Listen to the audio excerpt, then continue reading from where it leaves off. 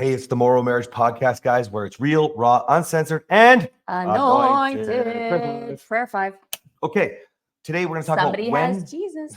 I did find Jesus. Go listen to the episode on Africa. Okay, so when to apologize and when not to. We're going to talk about why peace is so important in the home. Stop trying to lead and make decisions all the time. And You should not be proud if you raised your voice and screamed at them. no matter what. No matter what. I'm Cass. And I'm Kathryn. Why am I allowing him to do this in front of our children? Why am I allowing this to happen at all? You don't get to say whatever you want to a man and push him to the point where he snaps. I might have been a really bad man the other day, but today I went out of my way to be a good man, and she thanked me for it. Is that you always want to act in the direction you want to go. So He is just a paycheck. What about his needs? we're MorrowMarriage. Let's flip divorce statistics with the new marriage. This is powerful. Sometimes, if you guys don't know, Kathryn and I have different opinions, believe it or not. Crazy. Okay. And we teach two different ways. I speak to men in my program. Kathryn speaks to women. And that's why we don't need to have both partners. It's just obviously awesome if you have both partners. But here's the thing. Okay. I teach in my course not to apologize to your wife, because I firmly believe that apology comes later. I firmly believe that you can apologize all you want, but nobody gives a flying fuck who you are going to be. They only care about who you are. So most of the time you don't follow through on your actions. So you have empty words when you apologize. So in my program, I do not even teach how to apologize. I coach that after you've been in my program, watching the course, been on coaching calls, and it's time. And I have a very specific way that I'm going to do that. You need to be using my program, and you grab things, reflections from your marriage, things that you've learned from my program and that are real for your wife and matter to you. Because now, if you can imagine this, you've been in the program for a short time, let's say 30 days, 60 days, your apology means something. But I know exactly where Kathryn's going to go with this. So I'm going to preface it like this, because this is coming from Kathryn coaching my men. She does a coaching call with the men every week. And this came up while I was in Africa. And I want to just put something out there first. It's not because I don't believe apologies are important, especially, as Kathryn will say, if your wife is a words of affirmation type of person, okay? But I stack the love languages, okay? I use that, I call it the real 5. I've completely modified how you use the love languages, and I use them more for inspiration, for dates, for connection, for all kinds of things. It's a system that I've developed, okay? Sorry, Gary Chapman, if you're ever listening to this, but it works really well. Maybe we should connect. Now, that being said, and you have connected with Gary Chapman. You just didn't have the opportunity to have this conversation. No, that wasn't Gary Chapman. That was John Gray, John Gray, Men from Mars. Yeah. So now, it's not because I don't have mad respect for the 5 love languages. It's been in every communications course I've ever taken. We use them all the time. We talk about them all the time. I just have another lesson I call the real 5 that I teach with it. And you don't really create a lot of dates with words of affirmation. So what I do in the very beginning, I have something called connection over correction, and I teach something called a lover's list, where men are learning how to appreciate their wife. 2 reasons. 1, this is highly important. When you start to lose your power, and you start to blame your wife, you start to be upset with her. The lover's list, if you look at that, if you've been actively creating this list, and it's beyond you are beautiful. Why is she beautiful? It's beyond you're so smart. You are intelligent because. And it's beyond even that. It starts to get into, what are you learning? How are you developing? Because this is so important, right? The example I use is like Mother's Day, giving Kathryn a card. Most guys would say, if you even remember, shame on you if you don't remember Mother's Day. But this happens all the time. But I use an example. I can't even imagine if you ever forgot. Oh, it happens. It's so common. It's so common. But here's the thing. Like, I'll use that example like this. You would like write a little love note or whatever if she's lucky. And then you say Happy Mother's Day. This is probably coming out right around Mother's Day. This will probably be right around Mother's Day. Yeah. And so I give an example of why. So I just appreciate all the work that you're doing. She's I could say this in the card coming up here, right? Because she's in a brand new program, 5 women only, working with a coach, a mentorship program on parenting. So I just love your initiative, your drive to always be a better mama. I love that when you reflect and you grow as a mama, or see it in our children, it also inspires me and makes me want to be a better father, because I can't be mismatched with my wife. Thank you, baby. right? This is an example So of nice. how you See how he's not just like, you're a great mama, which he says all the time, by the way. Yeah. But when you build on it the way that he's describing it, it actually makes it tangible. It makes it, well, why it's not empty anymore. That's right. So now if you can tie this back to the apology, if I don't have you using so I forgot to say, so the lovers list does two things. One, it's going to make sure that if you are feeling shitty, you want to blame your wife, you better look at your fucking list and go, okay, I'm not really focused on the right thing right now. I'm scorekeeping negatively. The lovers list, if you're active, and not enough men in my program do this well enough, I have to always remind them, it can be something that you can pull up on your phone and you can go, holy shit, I'm missing something here. I can't be mad about this. Look at what I wrote over here. It doesn't mean she's not going to make mistakes and it doesn't necessarily line up with something on the list. It's overall what you believe about your wife. So you can't be scorekeeping negative and you force yourself back in the game. Because if you're in a low, you're out. Fuck that shit. You want to be going up and forward. Okay. The second reason is because then you can use affirmations, one of the 5 love languages, especially if your partner is an affirmations person. But even if you're not, everybody wants to hear they're doing a good job. Let's get real. This whole validation approval thing is a problem for men and women everywhere. Okay. Especially the guys that I deal with, nice guys. And so I say, don't apologize until you've shown up, you're doing things differently. You've done things like these affirmations that are authentic and real, and then we can apologize. Now, fast forward, because you did this call with my men and. Well, I have 2 thoughts. Yeah. Yeah, I have 2 thoughts. So my first thing on apologies, which is what I teach. And I actually, I kind of farm out apologies to, well, get into my program and I'll tell you who I farm them out to. But my take on apologies is that I work with women who are married to oftentimes men who need a lot of help. It's very toxic. It doesn't mean that you're not toxic wives. You are. You've become reactively abusive, reactively toxic. But in general, the women I work with are with very difficult men who have made you difficult. Or I shouldn't say made you difficult. I was always difficult. He brought it out of me, would you say? Yeah. So it's not his fault. It was always in there. He brought it out. Some of that is actually positive because a lot of it's positive because he allowed me to work on those qualities. But when it comes to apologies, what I see with women a lot is that they fawn and they apologize for things that they're not sorry for, or they apologize for things because of the way it made their partner feel. Well, let's say, for example, I went to dinner with a girlfriend at 6 p.m. on a Friday and I stayed out until 9:30 and my husband lost his poop. Let's just say that's actually happened in real life. Back in the day. Way back, way back. My natural inclination as a wife in a non-healthy marriage is to fawn and to apologize for staying out till 9:30. Well, you know what? The way my husband feels is an indicator that I might need to apologize for something. But what is that you need to apologize for?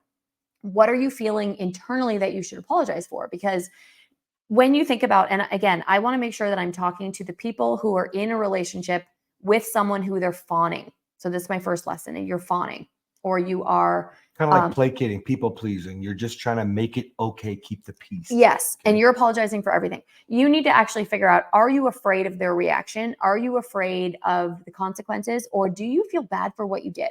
I will tell you right now, if I went to dinner from 6 until 9:30 p.m. and I came home in a reasonable hour, I shouldn't and you shouldn't feel bad for that. There's nothing to feel bad for. So then you need to not apologize. Especially if you've communicated, especially if you're like, hey, babe, I'm going out to dinner, I'll be home at. Right, which most married couples do. You don't just leave. And even if you do leave, that means you were in a fight when you left and you still came home at 9:30. There's probably still no apology there. That's true. The apology might be, I'm so sorry that I didn't communicate where I was going. Yeah. If not, I'm sorry I stayed out till 9:30. Anyway. That's right. So the reflection that you need to make is, do I feel bad about something that I did? So in his example that I just piggybacked off of, if I walked out of the house for 3.5 hours on a Friday night, I should be sorry for walking out of the house. I should not be sorry for staying out till 9:30 with a trusted friend. Reflect on what happened. How does it make you feel? If something inside of you makes you feel remorse, apologize for that because you did something that you feel is wrong. If your partner feels like it's wrong, and I'm pointing at my husband right now, so it's not all of you watch us on YouTube.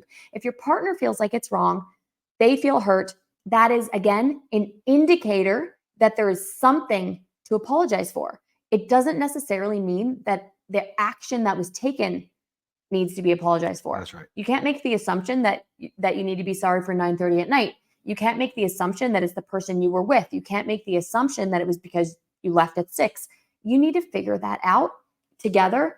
And then you need to figure out if you can have a conversation and you're not sorry for leaving at 6, you're not sorry for where you went, you're not sorry for who you were with, and you're not sorry for coming home at 9:30 at night. None of those, by the way, in a healthy relationship. If you were with a girlfriend, you left at 6, you explained it. If there's nothing to apologize for, do not apologize. Mm-hmm.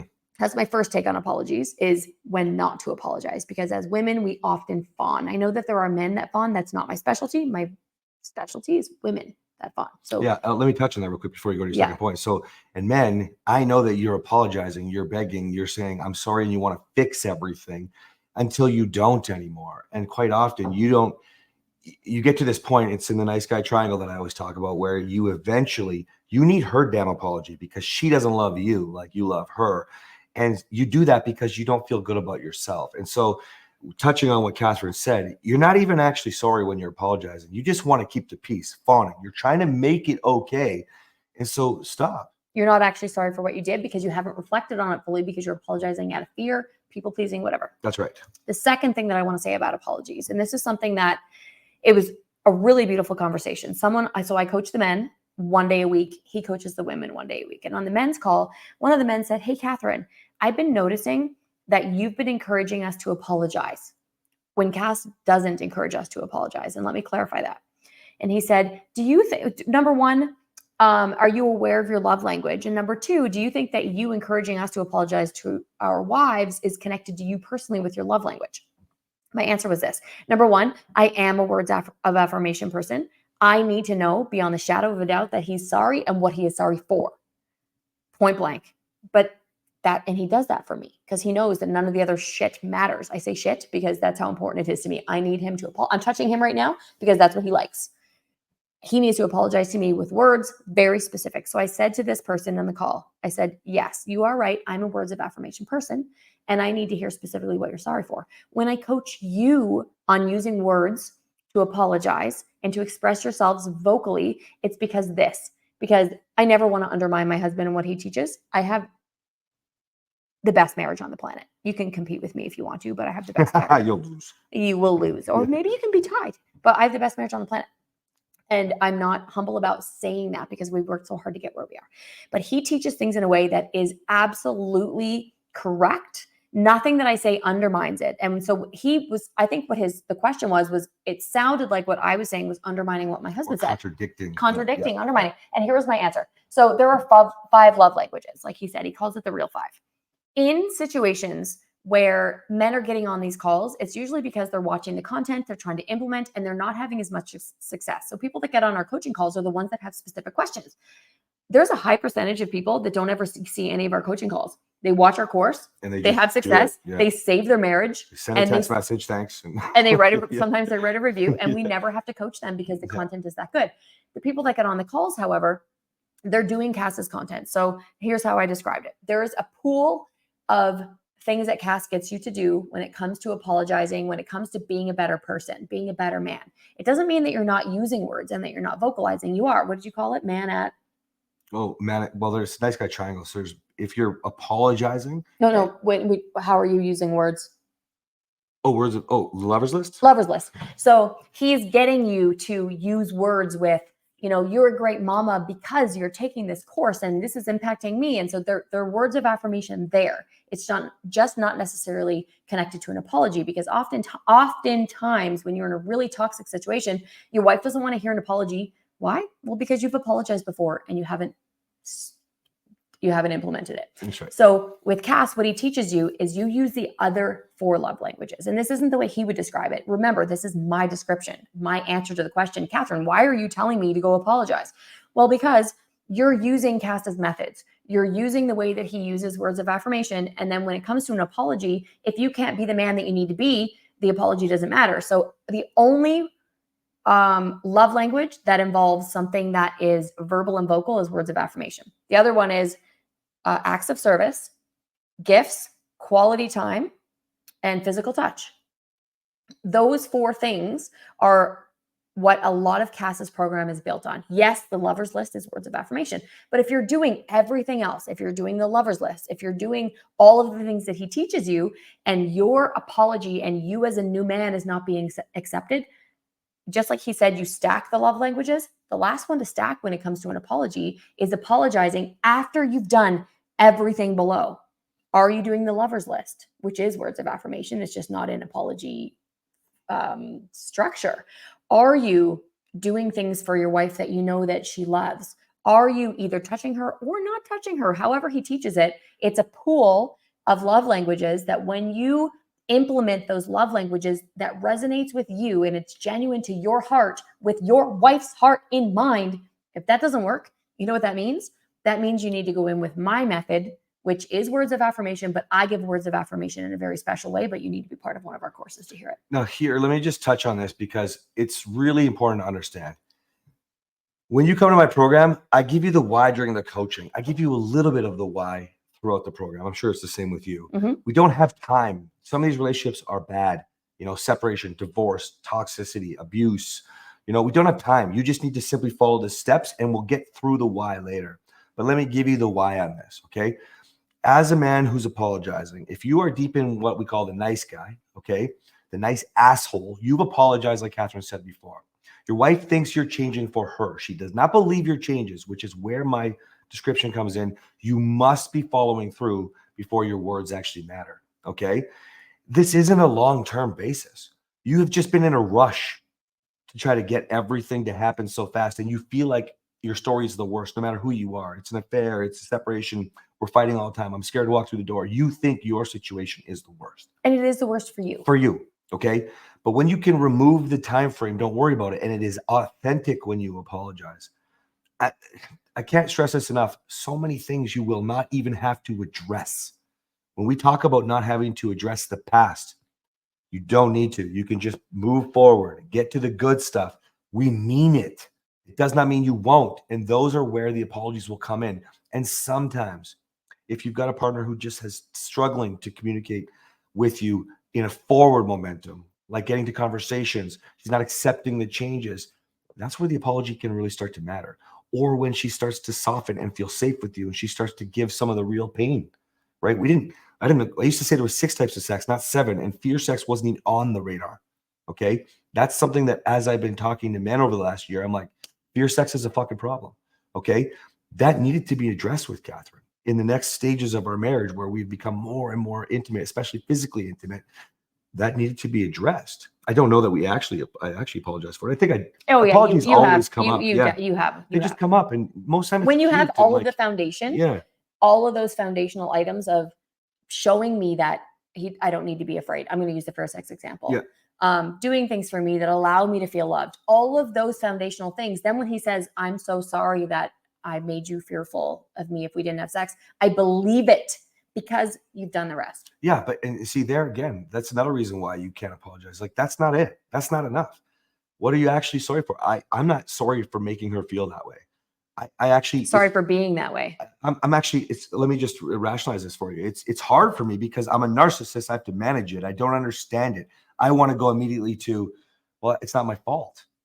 Right? That's just how my brain works. I didn't understand. I didn't know defensiveness. Okay. We all get through it, narcissist or not. You go through that. What I am sorry for, and what was the catalyst in really elevating our sex life, at least at this stage of our marriage, was that where she felt safe enough. I'm sorry that I made her feel so unsafe that she couldn't say she didn't want sex. That's really what changed everything. Yeah. Right. The next level was you were like, oh my gosh, I've been really sick or whatever it was, and we didn't have sex for a bit. And I didn't realize. And you see, when I was like, babe, I'm so that sucks that you had to feel that way. That now you feel safe enough is wonderful, that you didn't have to count the days out of fear, worrying that this was going to happen. See, it's a true, that's an apology. I care how I hurt her. Most of you are just saying, but I'm also, sorry. Back to the indicator of he cares how he hurt me, but he's also apologizing because of how it makes him feel inside. Yeah. So I'm hurt and he thinks, oh, I should apologize. That's the indicator. And then he thinks, how does it make me feel? Oh my goodness, I'm mortified that I made you feel this way. Yeah. And whether or not you express the words, your apology, that feeling will bleed out. If you're not mortified. If you're authentic and you believe it. That's right. Right. And here's the thing. For those of you who need this extra step, the reality is that's what elevated us to the next level. And that's why we continue to elevate. It's why we continue to rise and grow together up.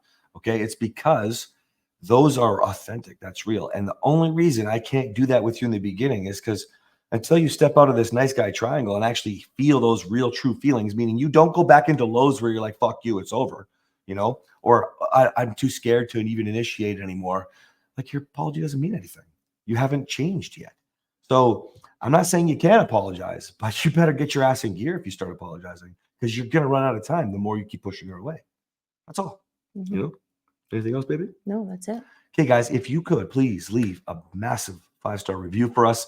We need it. We need to get this out there to everybody, guys. One marriage at a time. Somebody left us a 1-star review. I couldn't see it. Oh, really? Because I wasn't logged in as an administrator. I'm not really sure who we offended. But if you could go in and help us mitigate that. We know if you're watching us at episode 114, you're probably picking up what we're putting down. And you guys know that we do this out of love and care for marriages, for families. I do it specifically for wives because I want you to be strong. I want you to be able to edify your husband. I want you to be able to, if you need to leave, I will support you through that. But we are about families. He's about men. So if you're still watching us, you know how much we actually bleed for you.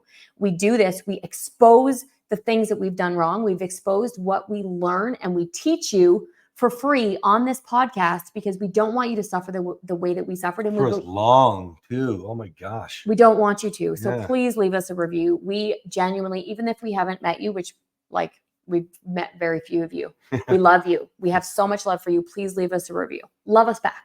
Thank you so much, guys. All right. I'll see you next time. Bye.